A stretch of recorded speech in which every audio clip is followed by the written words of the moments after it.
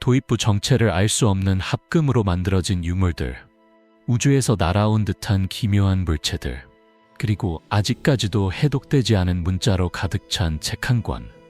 우리가 이 미스터리들을 끝내 설명하지 못하는 이유가 어쩌면 그것들이 지구 밖에서 온 흔적이기 때문이라면 어떨까요?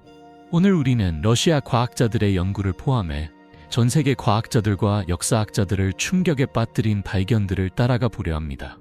이 이야기들은 단순한 전설이 아닙니다. 기록이 있고 목격자가 있으며 실험과 연구가 뒤따랐습니다.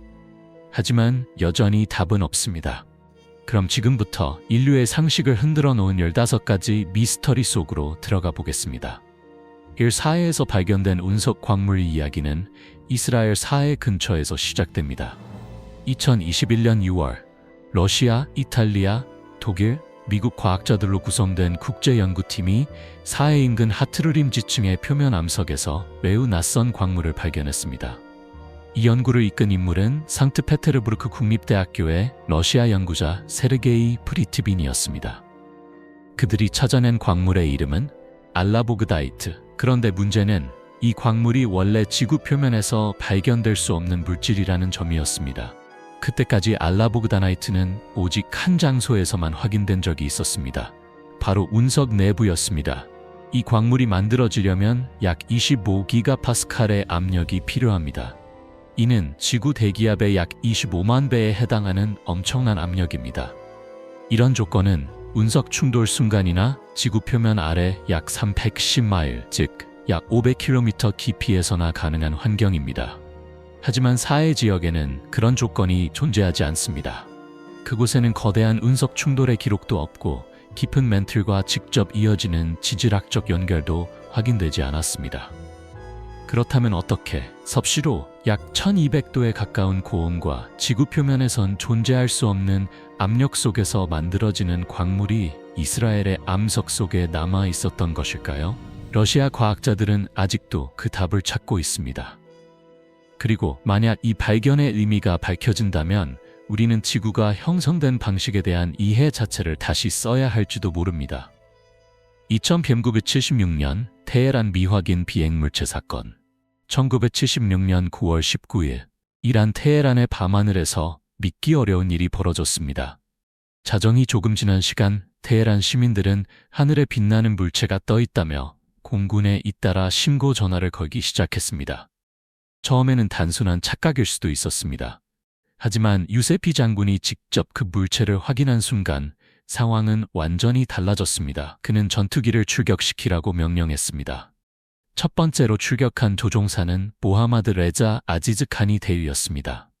그는 F 팬텀 전투기를 몰고 빛나는 물체를 향해 접근했습니다. 그런데 물체와의 거리가 약 30마일, 즉 48km 정도로 좁혀지는 순간 전투기 안에서 설명할 수 없는 일이 일어났습니다. 모든 계기장치가 동시에 멈춰버린 것입니다. 무전은 끊겼고 항법 장치는 꺼졌으며 무기 시스템까지 완전히 작동을 멈췄습니다. 조종사는 더 이상 접근할 수 없었습니다. 그가 방향을 돌려 물체에서 멀어지자 놀랍게도 모든 시스템이 다시 정상으로 돌아왔습니다. 단순한 기체 결함이라고 보기에는 너무 이상했습니다. 유세피 장군은 두 번째 전투기를 출격시켰습니다. 이번 조종사는 파르비즈 자파리 중이었습니다. 자파리는 물체에 접근해 레이더로 포착하는 데 성공했습니다. 그가 추정한 물체의 크기는 보잉 747 여객기만 했습니다. 그 순간 더 충격적인 일이 벌어졌습니다. 거대한 물체에서 더 작은 밝은 물체 하나가 떨어져 나오더니 엄청난 속도로 자파리의 전투기를 향해 날아오기 시작한 것입니다. 자파리는 미사일 발사를 준비했습니다. 하지만 발사 직전 첫 번째 조종사에게 일어났던 일이 그대로 반복되었습니다. 무기 시스템과 계기장치가 모두 꺼져버렸습니다. 그는 공포 속에서 기체를 돌렸고 물체에서 멀어지자 다시 모든 장비가 작동하기 시작했습니다. 잠시 뒤 그는 세 번째 물체가 천천히 지상으로 내려가 사막에 착륙하는 장면을 목격했습니다. 하지만 충돌 흔적은 없었습니다. 다음 날 수색대가 그 지역을 샅샅이 조사했습니다. 잔해도 바퀴 자국도 어떤 물체가 내려앉았다는 흔적도 발견되지 않았습니다. 이 사건은 훗날 미국 국방정보국과 국가안보국의 기밀 해제 문서에도 기록되었습니다. 그들은 이 사건을 특별하며 설명할 수 없는 사례로 평가했습니다. 정부기관들이 가장 감추고 싶어 했던 사건 중 하나, 그것이 바로 1976년 테헤란 미확인 비핵물체 사건입니다. 3. 안티키테라 기계. 1900년 그리스 안티키테라 섬 근처 바다에서 해면을 채취하던 잠수부들이 고대 난파선 하나를 발견했습니다. 그 안에는 녹슨 청동 덩어리처럼 보이는 물체가 있었습니다. 처음에는 누구도 그것의 가치를 알지 못했습니다. 수십 년 동안 그 물체는 그저 이상한 고대 유물로만 여겨졌습니다. 그러나 1950년대 영국의 역사학자 데릭 드 솔라 프라이스가 엑스레이 촬영을 통해 그 내부를 들여다보면서 역사는 바뀌었습니다. 녹슨 청동 덩어리 안에는 약 30개의 정교한 청동 기어가 들어있었습니다. 그 기어들은 태양과 달, 행성의 움직임을 계산하도록 설계되어 있었습니다. 일식을 예측하고 고대 축제의 날짜까지 계산할 수 있었습니다. 그것은 단순한 장식품이 아니었습니다.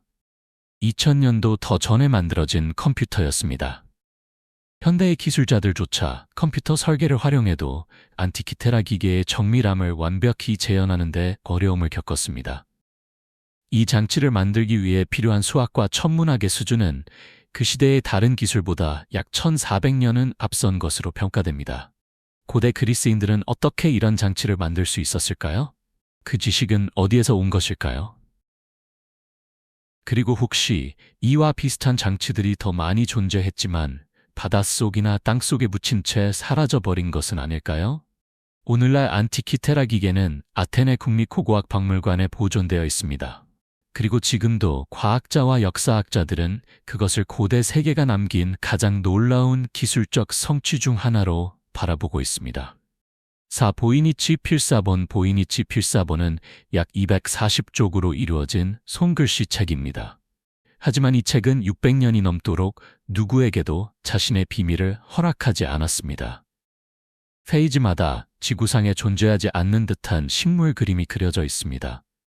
어떤 별자리와도 일치하지 않는 별자리 지도도 있습니다. 녹색 액체 속에서 목욕하는 여성들의 기묘한 그림도 등장합니다. 그러나 가장 큰 수수께끼는 글자입니다. 책 전체가 지금까지 누구도 확인하지 못한 문자 체계로 쓰여 있습니다. 애리조나 대학교에서 실시한 탄소 연대 측정 결과 이 필사본은 1404년에서 1438년 사이에 만들어진 것으로 확인되었습니다.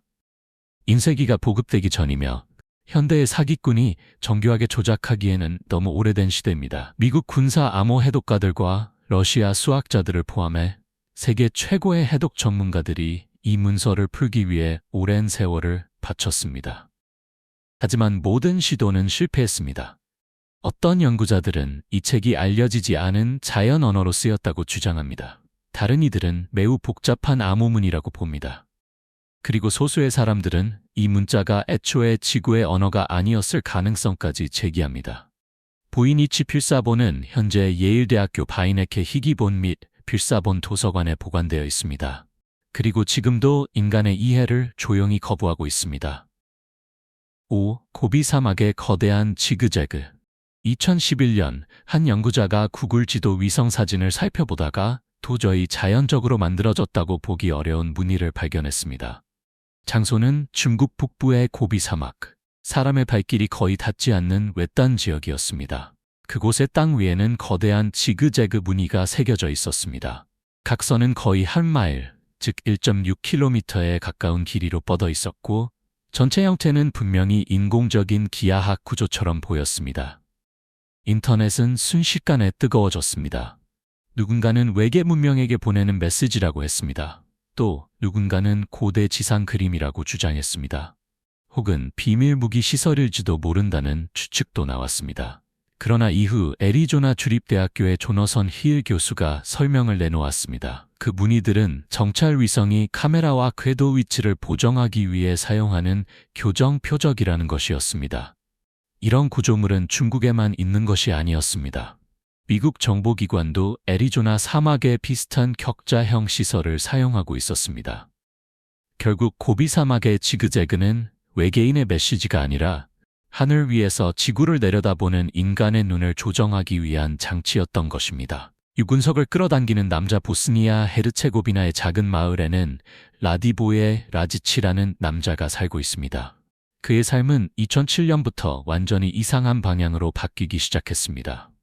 그의 집이 운석에 맞기 시작한 것입니다. 한 번도 아니었습니다. 적어도 6차례나 반복되었습니다. 각각의 사건 이후 과학자들은 떨어진 돌들이 실제로 우주에서 온 운석임을 확인했습니다. 운석이 특정한 집 한 채를 단 한 번이라도 맞힐 확률은 상상하기 어려울 정도로 낮습니다. 그런데 같은 집이 6번이나 맞았다는 것은 통계적으로 거의 불가능에 가깝습니다. 연구자들은 금속 탐지기와 자기장 분석 장비를 사용해 라지치의 집과 주변 지역을 조사했습니다. 하지만 특별한 것은 아무것도 발견되지 않았습니다. 그곳이 다른 장소보다 운석을 더 끌어당길 이유는 없었습니다.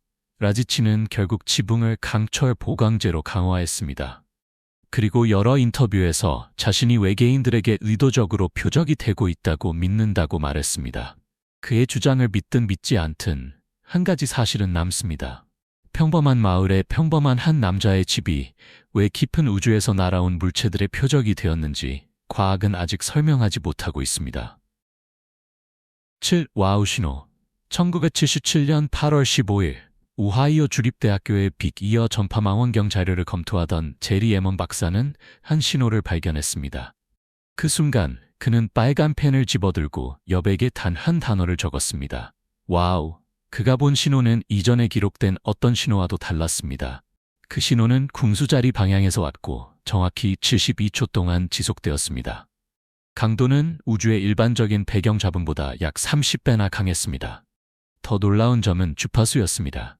그 신호는 과학자들이 오래전부터 고도 문명이 접촉을 시도한다면 사용할 가능성이 높다고 예측했던 바로 그 주파수, 수소선에 맞춰져 있었습니다. 그 정도로 강력한 신호를 보내려면 약 2.2기가와트의 출력이 필요합니다. 비교하자면 지구에서 가장 강력한 연구용 송신시설 중 하나인 알래스카의 하프 시설은 약 3.6메가와트로 송신합니다. 와우 신호를 보낸 무언가는 그보다 약 600배 강한 출력을 낸 셈입니다. 천문학자들은 거의 50년 동안 가능한 모든 망원경을 그 지역으로 향했습니다. 하지만 그 신호는 다시는 반복되지 않았습니다. 어떤 과학자들은 지나가는 혜성 때문이라고 설명하려 했습니다. 하지만 세티에 참여한 많은 연구자를 포함한 다른 과학자들은 와우 신호가 지금까지 기록된 것 중 가장 강력한 외계지적 생명체의 전파 후보로 남아있다고 봅니다. 무엇이 그것을 보냈는지는 알 수 없습니다. 분명한 것은 그것이 침묵했다는 사실입니다. 그리고 우리는 어쩌면 다시는 그 목소리를 듣지 못할지도 모릅니다. 8. 하워드 맹거의 이야기. 1950년대 미국에서 하워드 맹거라는 남자가 놀라운 주장을 펼쳤습니다. 그는 어릴 때부터 다른 행성에서 온 인간과 닮은 존재들과 접촉해왔다고 말했습니다. 그 존재들은 완전히 인간처럼 보였고 사회 속에 섞여 살아가고 있으며 인류에게 핵무기의 위험을 경고하려 한다고 주장했습니다. 맹거는 사진과 녹음 자료까지 제시했습니다. 심지어 자신이 그 방문자들에게 배운 음악이라고 주장하는 곡들을 모아 하나의 앨범까지 만들었습니다. 이 사건이 불편하게 느껴지는 이유는 단지 맹거의 증언 때문만이 아닙니다. 그의 주장이 최근 일부 연구자들이 말하는 이른바 암호지구인 가설과 묘하게 겹치기 때문입니다. 이 가설은 고도로 발달한 존재들이 이미 지구에 살고 있으며 평범한 인간들 사이에 숨어 있을 가능성을 제기합니다. 물론 이것이 사실이라고 단정할 수는 없습니다. 하지만 맹거의 이야기는 지금도 완전히 지워지지 않은 의문으로 남아 있습니다. 만약 그들이 정말 우리 곁에 있다면 우리는 그들을 알아볼 수 있을까요? 곧 떠도는 블랙홀. 오랫동안 과학자들은 블랙홀이 은하 중심에 고정되어 있다고 생각했습니다. 그곳에서 거대한 중력으로 주변의 물질을 천천히 삼키는 존재라고 믿었습니다. 하지만 새로운 발견은 이 생각을 흔들어 놓았습니다. 우주에는 떠돌아다니는 블랙홀이 있습니다. 이들은 시속 약 67,000마일, 즉 108,000km에 가까운 속도로 우주 공간을 가로지릅니다. 소리도 없고 빛도 없으며 눈에 보이지도 않습니다. 그리고 그 길 위에 놓인 모든 것을 집어삼킬 수 있습니다. 최근 연구에 따르면 관측 가능한 우주에는 약 3경 개의 블랙홀이 존재할 수 있습니다. 그리고 그중 하나에 떠도는 블랙홀이 현재 태양계의 일반적인 방향을 향해 이동하고 있는 것으로 추정됩니다. 물론 당장 두려워할 필요는 없습니다. 과학자들은 그 블랙홀이 태양에 가까이 접근하기까지는 아직 수십억 년이 남아있다고 보고 있습니다. 하지만 이런 떠돌이 중력 괴물의 존재는 섬뜩한 질문을 던집니다. 우리가 아직 발견하지 못한 블랙홀은 얼마나 더 많을까요? 어둠 속에 숨어 움직이는 존재를 우리는 얼마나 늦게 알아차리게 될까요? 블랙홀은 보이기 시작했을 때 이미 너무 가까운 것일지도 모릅니다. 10. 오umuamua 2017년 10월 19일 하와이 할레아칼라 천문대의 천문학자들은 망원경 이미지 속에서 설명하기 어려운 물체를 발견했습니다. 그 물체는 길고 가느다란 시가 모양이었습니다. 길이는 폭보다 약 10배나 길었고 엄청난 속도로 태양계를 통과하고 있었습니다. 천문학자들은 그것에 오umuamua라는 이름을 붙였습니다. 하와이어로 먼 곳에서 온 전령이라는 뜻입니다. 오umuamua는 태양계 밖에서 온 것으로 확인된 최초의 천체였습니다. 하지만 정말 이상한 점은 출신지가 아니었습니다. 문제는 그 움직임이었습니다. 오umua는 일반적인 혜성이나 소행성처럼 움직이지 않았습니다. 우주를 지나가며 가속했고 감속했으며 자연 천체라고 보기 어려운 방식으로 회전했습니다. 바늘처럼 좁고 길쭉한 형태 역시 자연에서 거의 본 적 없는 모습이었습니다. 하버드 대학교의 천체물리학자 아비 로브는 과학계에 큰 충격을 주는 주장을 내놓았습니다. 그는 오umuamua가 인공물일 가능성이 있다고 말했습니다. 어쩌면 우리보다 훨씬 앞선 문명의 탐사선이거나 기술 조각일 수 있다는 것이었습니다. 많은 비판자들은 그의 이론을 일축했습니다. 하지만 로브는 물러서지 않았습니다. 그는 이 물체의 이상한 점들이 단순한 우연으로 보기에는 너무나 낮은 확률이라고 주장했습니다. 천문학자들이 더 자세히 관측하려 했을 때 오umuamua는 이미 멀어지고 있었습니다. 그것은 깊은 우주로 사라졌습니다. 그리고 자신의 비밀도 함께 가져가 버렸습니다. 10일 바그다드 전지 1936년 오스트리아의 고고학자 빌헬름 이니히는 이라크 국립박물관에서 이상한 점토 항아리 하나를 조사하고 있었습니다. 그 항아리는 높이가 약 5인치, 즉 13cm 정도밖에 되지 않았습니다.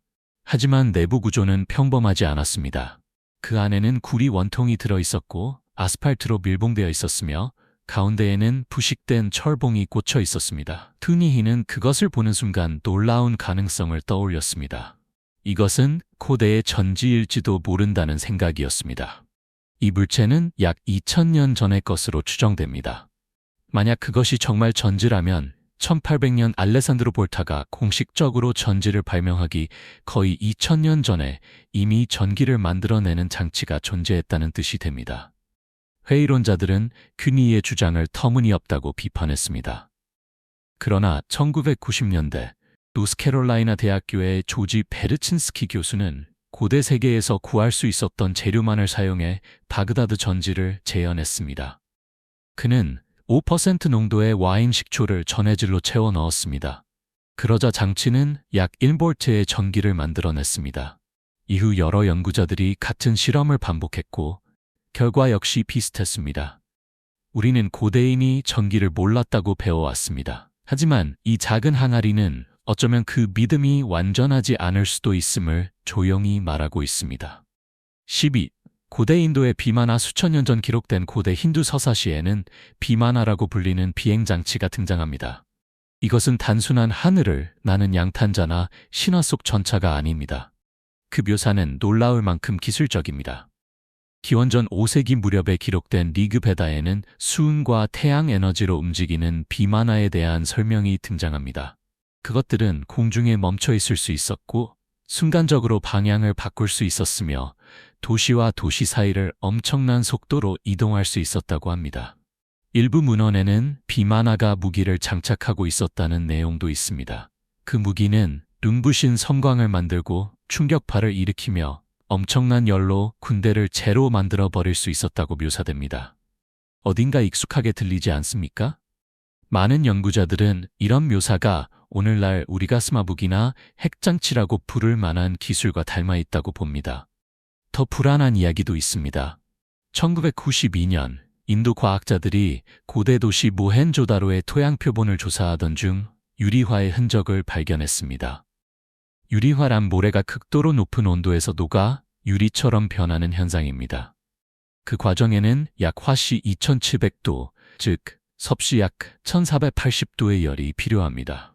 또한 그 지역에서 발견된 해골들에서는 히로시마의 방사능 수준과 비교될 정도의 방사선 수치가 나타났다고 전해집니다. 13. 바이공 파이프. 1996년 중국 바이공산 근처의 외딴 지역에서 연구자들은 설명하기 어려운 구조물을 발견했습니다. 그곳은 생명체가 거의 없는 황량한 땅이었습니다. 하지만 산의 측면과 염수 깊은 곳으로 이어지는 금속 파이프들이 박혀 있었습니다. 그 수는 수백 개에 달했습니다. 어떤 것은 이쑤시개처럼 가늘었고 어떤 것은 사람이 기어 들어갈 수 있을 만큼 넓었습니다. 파이프들은 직선으로 뻗어 있었고 서로 연결되어 있었으며 인공적으로 만들어진 듯한 흔적을 보였습니다. 문제는 그 지역이 지구상에서도 가장 황량한 곳 중 하나라는 점입니다. 그곳에 문명이 살았다는 기록은 없습니다.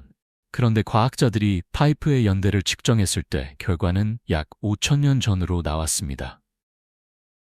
그 지역에서 알려진 어떤 산업 활동보다도 훨씬 오래된 시기입니다. 동위원소 분석 결과 파이프에는 철, 이산화규소, 산화칼슘이 포함되어 있었습니다. 하지만 전체 물질의 약 8%는 끝내 확인되지 않았습니다. 미확인 비핵물체 연구자들은 즉시 이 장소를 고대 외계인의 채굴 시설이라고 주장했습니다. 이후 일부 연구는 이 파이프들이 철분이 풍부한 물에 의해 대체된 화석화된 나무 뿌리일 수 있다고 설명했습니다. 그러나 그 지역에서 감지된 방사능의 원인은 아직 완전히 설명되지 않았습니다. 바이공 파이프는 과학적 설명과 상상력 사이에서 지금도 흔들리는 미스터리로 남아 있습니다. 14억 년 된 바퀴. 2020년 러시아의 한 신문은 도네츠크 지역의 광산에서 발견된 놀라운 물체에 대해 보도했습니다. 그것은 암석 깊은 곳에 박힌 바퀴 모양의 이상한 구조물이었습니다. 이 발견이 특히 논란이 된 이유는 추정 연대 때문이었습니다. 인류가 만든 가장 오래된 바퀴는 약 5,500년 전 메소포타미아에서 등장한 것으로 알려져 있습니다. 하지만 이 물체는 약 3억 년 전의 것으로 추정되었습니다. 이 이야기는 곧 엄청난 추측을 불러일으켰습니다. 정말로 3억 년 전에 바퀴를 만들 수 있는 미지의 고도 문명이 존재했던 것일까요? 지구의 먼 과거에 우리가 모르는 선진 문명이 있었던 것일까요? 그 가능성은 대중의 관심과 논쟁을 빠르게 끌어냈습니다. 이후 이야기가 퍼지면서 한 광산 노동자는 이 물체가 실제로는 2008년에 발견되었다고 밝혔습니다. 또 나중에는 비슷한 두 번째 형태도 발견되었다고 전해졌습니다. 하지만 보도에 따르면 광산 소유주는 추가 조사를 금지했고 관련 정보 공개도 제한했습니다. 그 결과 이 발견은 오랫동안 거의 알려지지 않은 채 남게 되었습니다. 그 광산은 현재 운영되지 않으며 과거에는 주로 코크스용 석탄을 채굴하는 곳이었습니다. 주변 지역에는 점토와 사암층이 있으며 오래된 화석이 풍부한 곳으로도 유명합니다. 실제로 그 지역에서는 학생들조차 선사시대 생물의 흔적을 발견할 만큼 화석이 흔하다고 합니다. 이런 환경 때문에 일부 연구자들은 바퀴 모양의 물체가 인간이 만든 유물이 아니라 자연적으로 만들어진 지질 구조일 가능성을 제기합니다. 정확한 기원과 구조는 아직 명확하지 않습니다. 하지만 현재까지는 그것이 인간이 만든 물체이거나 고대의 고도 문명과 관련되어 있다는 확실한 증거는 없습니다. 그럼에도 불구하고 암석 속의 바퀴 모양 형상은 우리에게 한 가지 질문을 남깁니다. 우리가 알고 있는 지구의 역사는 정말 완전한 것일까요? 15. 아비도스 상형 문자. 이집트 아비도스에 있는 세티 1세 신전 깊숙한 곳에는 고고학자들을 오랫동안 불편하게 만든 서판 하나가 있습니다. 그 벽에는 믿기 어려울 만큼 익숙한 형태들이 새겨져 있습니다. 헬리콥터처럼 보이는 모양, 잠수함처럼 보이는 형상, 그리고 전투기와 비슷해 보이는 조각까지 있습니다. 이 조각들은 3,000년이 넘은 것으로 알려져 있습니다. 현대 항공기보다 수천 년이나 앞선 시대의 것입니다. 그래서 연구자들은 오랫동안 같은 질문을 던져왔습니다. 고대 이집트인들은 어떻게 수천 년 뒤에야 발명될 기계의 모습을 그릴 수 있었을까요? 주류 이집트 학자들은 이것을 팔림프세스트 현상으로 설명합니다. 즉, 한 상형 문자 위에 다른 상형 문자가 다시 새겨졌고 시간이 지나며 석고가 떨어져 나가면서 우연히 현대 기계처럼 보이는 형태가 만들어졌다는 것입니다. 하지만 여전히 이상한 점은 남아 있습니다. 그 모양들이 너무 정교해 보인다는 것입니다. 너무 상세하고 현대 기술과 닮은 정도가 단순한 우연이라고 하기에는 지나치게 일관되어 보인다는 것입니다. 일부 연구자들은 이 조각들이 고대 문명과 지구 밖 방문자 사이의 접촉을 보여주는 증거일 수 있다고 주장합니다. 진실이 무엇이든 아비도스 상형 문자는 지금도 보는 사람에게 같은 질문을 던집니다. 과거의 인간은 정말 우리가 생각하는 것보다 훨씬 더 많은 것을 알고 있었던 걸까요? 도입부 정체를 알 수 없는 합금으로 만들어진 유물들, 우주에서 날아온 듯한 기묘한 물체들, 그리고 아직까지도 해독되지 않은 문자로 가득 찬 책 한 권. 우리가 이 미스터리들을 끝내 설명하지 못하는 이유가 어쩌면 그것들이 지구 밖에서 온 흔적이기 때문이라면 어떨까요? 오늘 우리는 러시아 과학자들의 연구를 포함해 전 세계 과학자들과 역사학자들을 충격에 빠뜨린 발견들을 따라가 보려 합니다. 이 이야기들은 단순한 전설이 아닙니다. 기록이 있고 목격자가 있으며 실험과 연구가 뒤따랐습니다. 하지만 여전히 답은 없습니다. 그럼 지금부터 인류의 상식을 흔들어 놓은 15가지 미스터리 속으로 들어가 보겠습니다.